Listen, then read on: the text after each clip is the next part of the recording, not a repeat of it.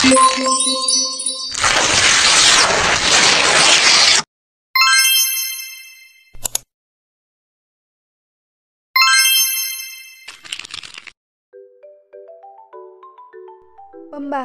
strategi pembelajaran.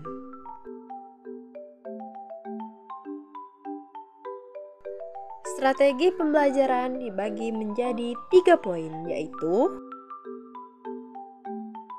poin yang pertama yaitu hakikat, prinsip-prinsip, dan fungsi strategi pembelajaran. Poin nomor 2 yaitu peranan strategi dalam pembelajaran. Dan poin terakhir adalah implementasi penggunaan strategi pembelajaran pada jenjang SD, SMP, dan SMA.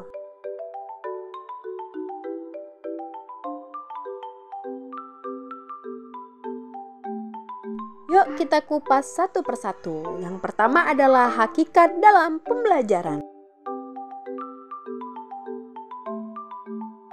Nah, pada hakikatnya strategi pembelajaran merupakan taktik atau siasat yang dilakukan oleh guru sebelum melaksanakan pembelajaran. Nah, poin nomor 2 adalah prinsip-prinsip strategi pembelajaran. Prinsip-prinsip strategi pembelajaran dibagi menjadi 4 poin. Yuk kita bahas satu persatu. Prinsip pertama adalah berorientasi pada tujuan atau kompetisi.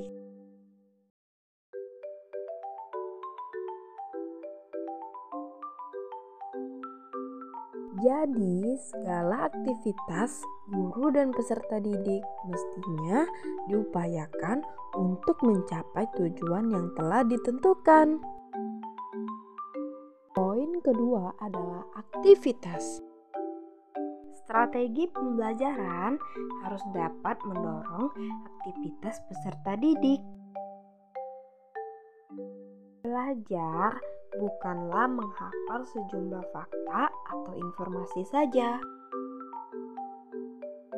Belajar adalah berbuat dan memperoleh pengalaman tertentu sesuai dengan tujuan yang diharapkan.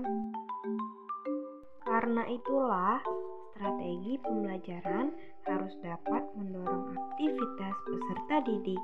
Ingat ya teman-teman. Nah, udah paham kan kalian poin 1 dan 2?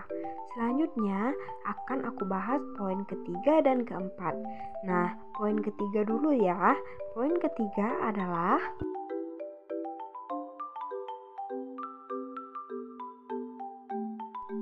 individualitas. Mengajar adalah usaha mengembangkan setiap individu peserta didik. Walaupun kita mengajar pada sekelompok peserta didik, namun pada hakikatnya yang ingin kita capai adalah perubahan perilaku setiap peserta didik. Jadi teman-teman sudah paham kan apa artinya berorientasi pada tujuan atau kompetisi, aktivitas, serta individualitas.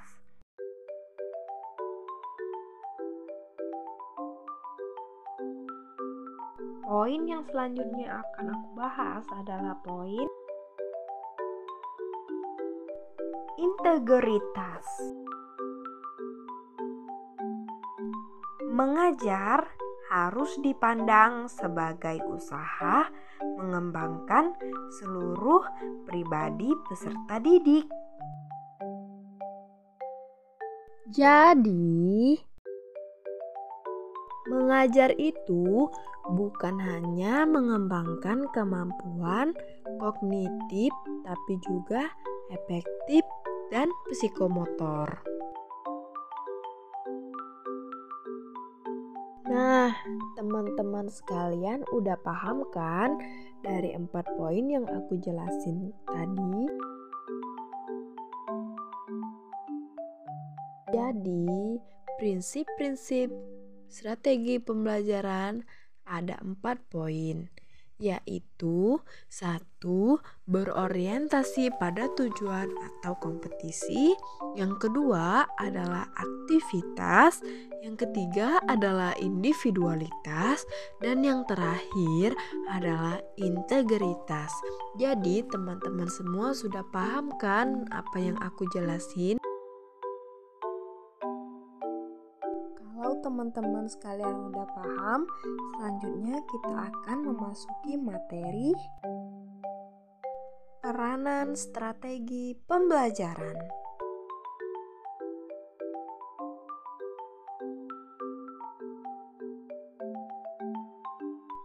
Strategi pembelajaran berperan sangat penting untuk menciptakan sebuah pembelajaran yang efektif agar membuat para siswa lebih tertarik. Dengan adanya strategi, metode, serta teknik pembelajaran, kegiatan pembelajaran menjadi lebih menarik, menyenangkan, serta mampu mengugah rasa ingin tahu bagi peserta didik.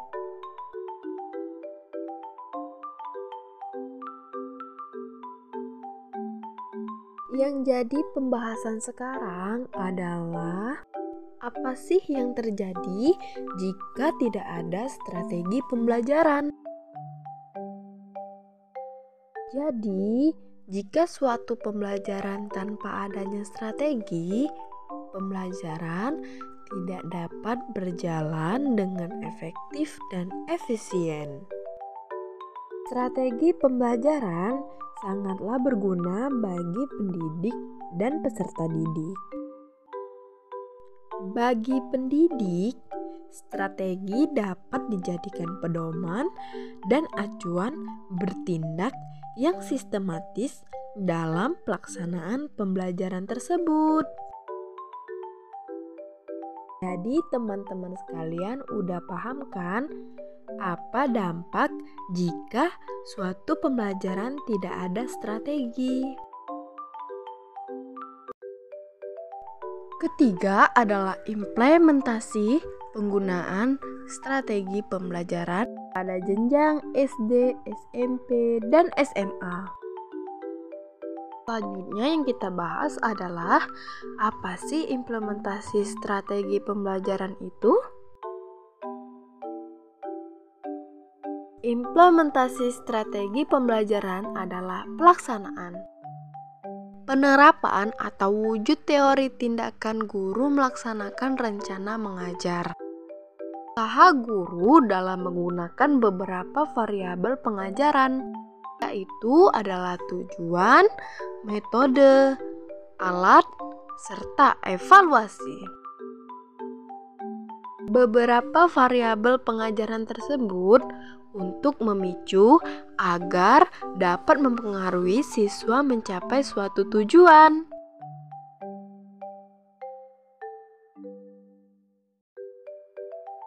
Adapun langkah-langkah implementasi strategi pembelajaran yang efektif adalah: pertama adalah membuat suasana belajar yang nyaman. Kedua adalah merangkum pokok-pokok pembelajaran. Ketiga adalah belajar bersama. Keempat adalah metode mempersingkat atau memodifikasi atau menyerupai. Poin nomor 5 adalah belajar dengan praktik. Poin selanjutnya adalah belajar rutin, tapi jangan lama ya. Poin terakhir adalah mengerti, bukan menghafal, oke? Aku akan membahas pertama adalah implementasi penggunaan strategi pembelajaran pada jenjang sekolah dasar atau SD. Yang pertama adalah belajar dengan menyenangkan.